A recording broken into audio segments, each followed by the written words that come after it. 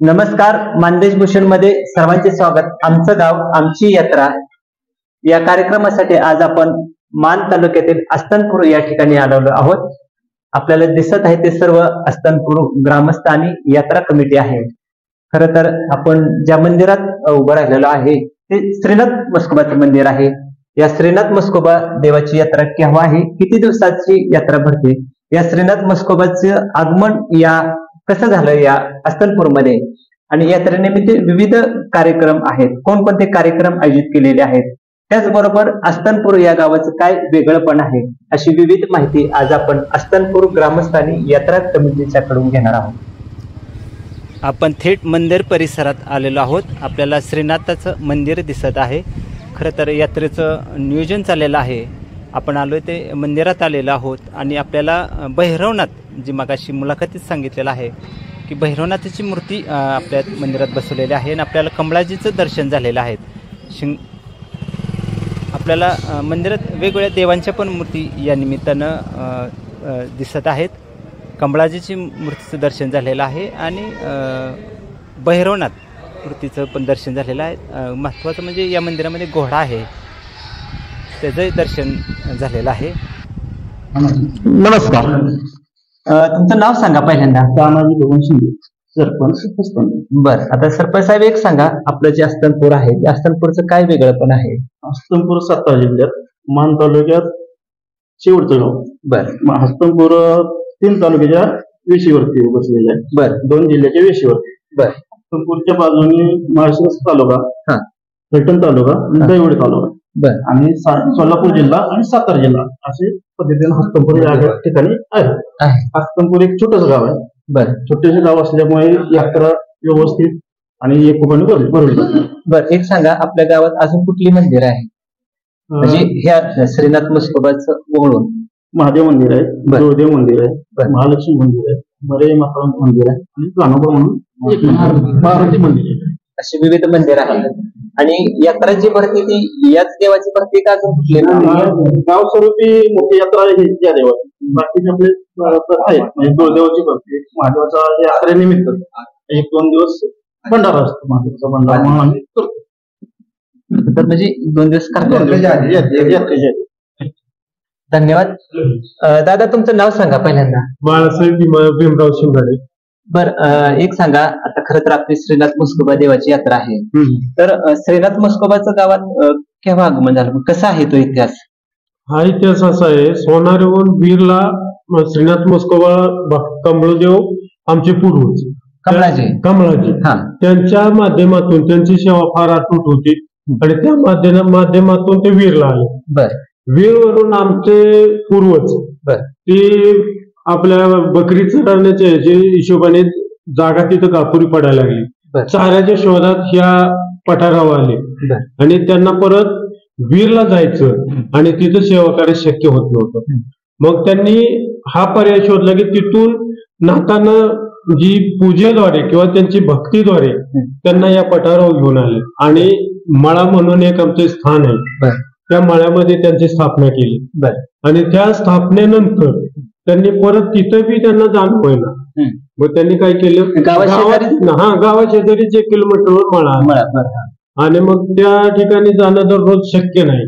मग त्यांनी गावात पूजा आणि ही दररोज व्हावी किंवा त्यांची सेवा व्हावी म्हणून या गावात त्यांची स्थापना केली.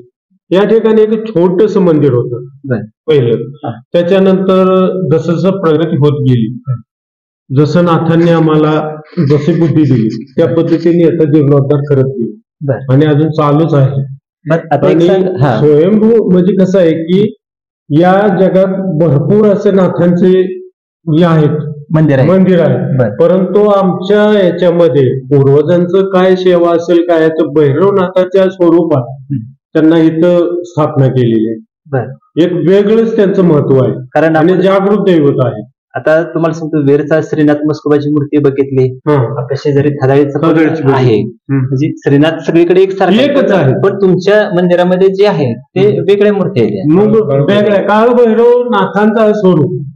ही मूर्ती त्यांनी पूर्वजांनी म्हणजे त्यांचं काय असेल तो इतिहास एवढा म्हणजे सांगता येत नाही, हा तशी त्यांनी स्थापना केली. म्हणजे जशी सोनारीमध्ये जी आपली मूर्ती आहे तीच ही मूर्ती आपल्या 750 ठाण्यामध्ये अशी एकच मूर्ती आहे. असं आहे. बरं, आता एक सांगा, यात्रा किती वर्षापासून साधारण? यात्रा म्हणजे मोठी पहिली होत होती, आपली एक छोटीशी, जे काय असेल ते आमच्या माध्यमातून जे काय ऐपतीप्रमाणे करत होती म्हणजे लहान. ज्या वेळेला 74ला जे मंदिर बांधलं, 73-74ला त्या मंदिर बांधल्यापासून यात्रेला मुंबईकर आमचे ग्रामस्थ सर्वांनी सहभाग दिला. प्रत्येकाची नाही फुलाची पाकळी त्यांनी भरपूर मदत केली. एकीनच सगळी यात्रा भरवली आणि तिथून जे यात्रेचं स्वरूप बदलत गेलं ते फारच मोठं. म्हणजे एक आता म्हणजे एक लहान गाव असताना आणि ज्या कमी माणसं असतात एवढं मोठं आमचं म्हणजे फार नात्याने म्हणजे आमच्या कृपा ठेवलेली आणि सगळे ग्रामस्थ वगैरे आम्हाला साथ देऊन कार्यक्रम पार पाडला. धन्यवाद. दादा तुमचं नाव सांगा. माझं नाव प्रमोद जगन्नाथ शिंगाडे.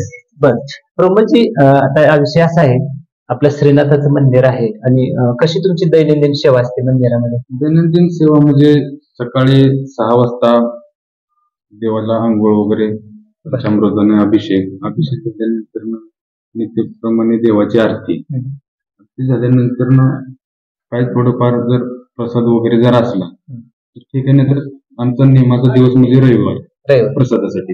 अडचणीने प्रसाद म्हणजे कसला प्रसाद? म्हणजे कौल.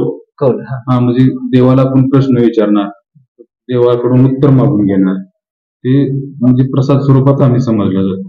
बरोबर. बाबा देवाने सांगितलं एखादे काम होईल, एखादे काम नाही होईल, या पद्धतीने आम्ही प्रसाद घेतला जातो देवाकडून.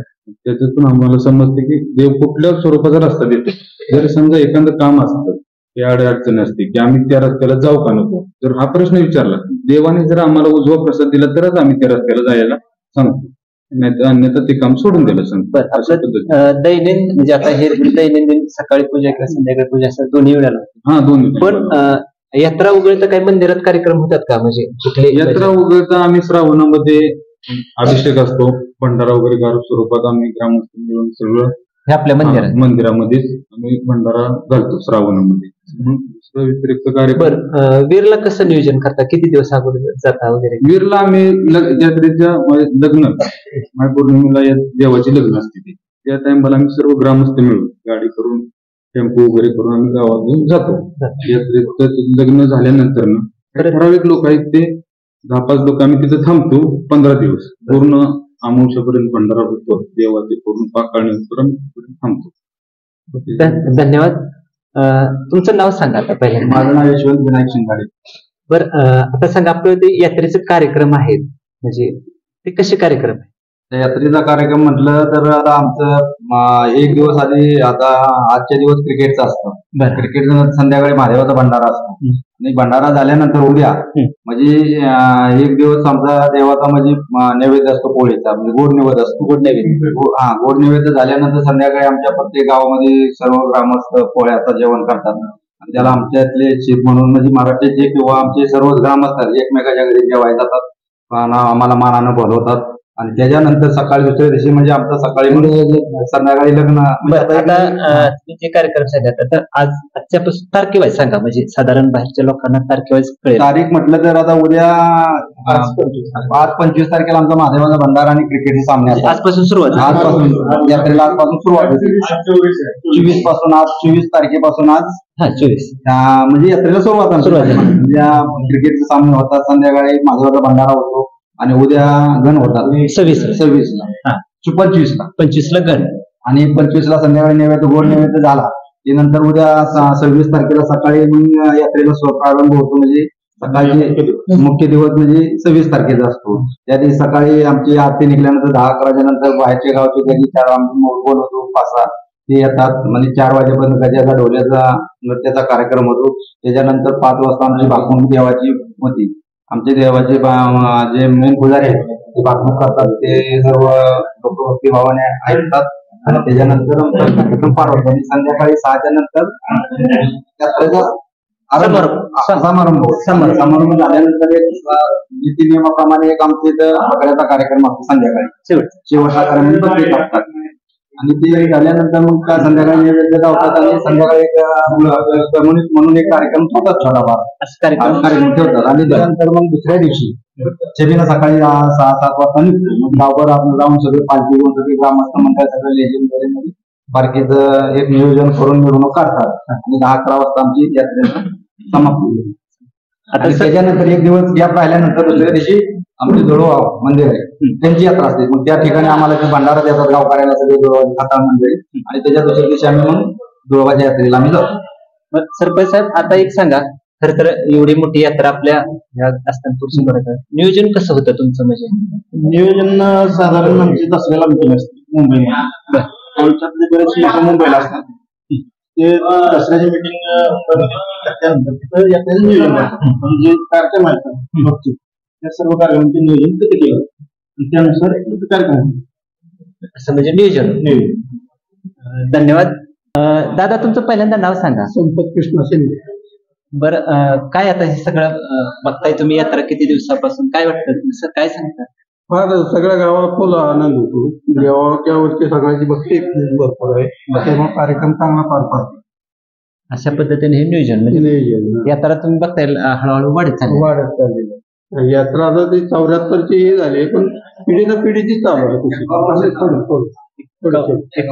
51 वर्षाची पण अगोदरची आपल्या पूर्वजांपासून चालूच आहे की जिथं स्थानिक हे झालेत ना तेव्हापासून चालूच आहे. आता हे मंदिराचा जनावर झाल्यामुळं मोठी आपली सुरुवात जास्त केली. धन्यवाद. दिवाळीला आमचे मुंबईतून येत नाही, परंतु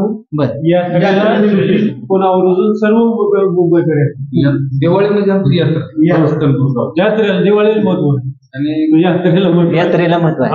सर्वजण देवस्थानाच्या हिशोबाने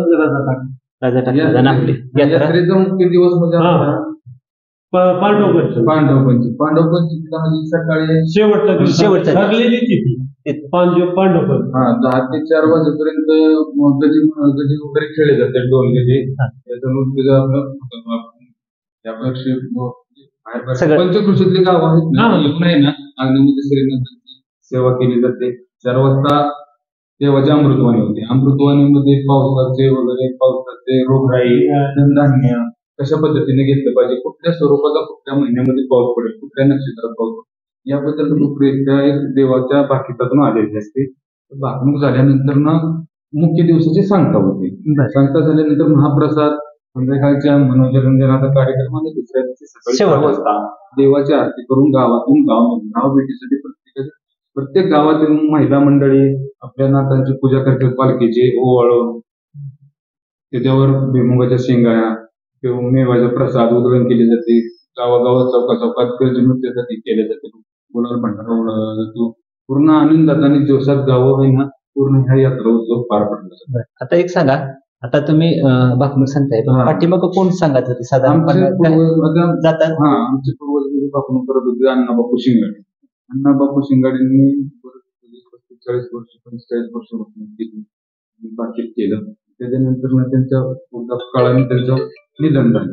तसेच आम्हाला या यात्रेसाठी मोगराळे गावचे उत्तम शिंगाडे, नानाभाऊ शिंगाडे, पिंटू शिंगाडे, शरद शिंगाडे, फटाळीचे शिंगाडे, पाकवत शिंगाडे, माजी डॉक्टर शिंगाडे यांची सर्वांचा हा यात्रा उत्सव पूर्ण 5 वर्ष पोपटभाऊ शिंगाडे आहेत, भाऊसाहेब शिंगाडे आहेत, नवनाथ सरपंच आहेत शिंगाडे यांच्या सपोर्टिंगने आमची यात्रा हा उत्सव त्यांच्या सपोर्टिंगने खूप मोठा. काय सांगताल तुम्ही पण आज यात्रेच्या निमित्तानं? या यात्रेचे नाव सांगा आता पहिल्यांदा. आत्माराम दादा शिंगाडे. मी समस्त शिंगाडे मंडळातला एक सदस्य आणि मी प्रत्येक गावची यात्रा आहेत ना त्या ठिकाणी असतोच. कारण शिंगाडे मंडळ म्हणलं की त्या ठिकाणी आवर्जून बोलवलं जातं. त्या निमित्तानं समस्त वीरमध्ये असो किंवा महाराष्ट्रामध्ये कुठल्याही मंदिरात असो हा कार्यकाल पाहण्यासाठी किंवा कार्यकाल कशा पद्धतीने चालतो हे सर्व पाहण्यासाठी या ठिकाणी येणं किंवा आमंत्रित केलं असतं. त्यामुळे ते 100% भेट देत असतो. तर यामध्ये नाथांचं चरित्र फार अफाट आहे. पण ज्या पद्धतीनं सोनाऱ्यावरून मार्गस्थ होऊन वीरला गेले आणि वीरवरून आपापल्या म्हणजे भावनेच्या रूपात आपल्या प्रत्येक गावामध्येच त्यांनी स्थानबद्ध झाले, हे महत्व आहे. बाकी काय तुम्ही पहिले स्थान होते 4 मुख्य, पण आता महाराष्ट्रामध्ये 750 किंवा त्याच्यापेक्षा जास्त असते. कारण अजूनही आपण पूर्ण महाराष्ट्र फिरलो ना, पण ज्या ठिकाणी वीरमध्ये येतात ना, तर त्या ठिकाणची सर्वांची मुलाखत होती. आम्ही या गावाचं, आम्ही त्या गावाचं. तर आज जवळजवळ 22 जिल्ह्यामध्ये आपल्या श्रीनाथाचं शिंगाडे परिवार आहे. बाकीचं आहे ते आहेत, फक्त शिंगाडे परिवार 22 जिल्ह्यात आहे आणि बाकीचा समाज मानकरी वगैरे ते वेगवेगळे आहेत. दादा तुमचं नाव सांगा पहिल्यांदा. जगन्नाथ रामचंद्र शिंगाडे. बरं, काय सांगताल आता हे सगळ्यांनी इतिहास सांगितलेला आहे, हे इतिहास बरोबर आहे सगळा, म्हणजे पण आता आपल्या गावची यात्रा आहे, इतिहास आहे, अजून काय वाटतं की यात्रेत वाढ करावी, कसं काय काय सांगताल आता नवीन पिढीला? नाही, नवीन पिढीला आता हेच सांगतो की अगदी जे पाठीमागं आमच्या परिस्थितीप्रमाणे केलंय, आता तुमच्या भरभराट झाली, अजून नाथाची वाईज आपल्याला वाढावं, उत्सव साजरा व्हावा त्यांचा, आणि ते करतायत, नियोजन चांगलं. धन्यवाद. आपल्या अस्तनपूरच्या श्रीनाथ म्हस्कोबा देवाची माहिती सांगत कोणकोणते कार्यक्रम आहेत अशी विविध माहिती आपल्याला सर्वांनी दिलेल्या आहेत.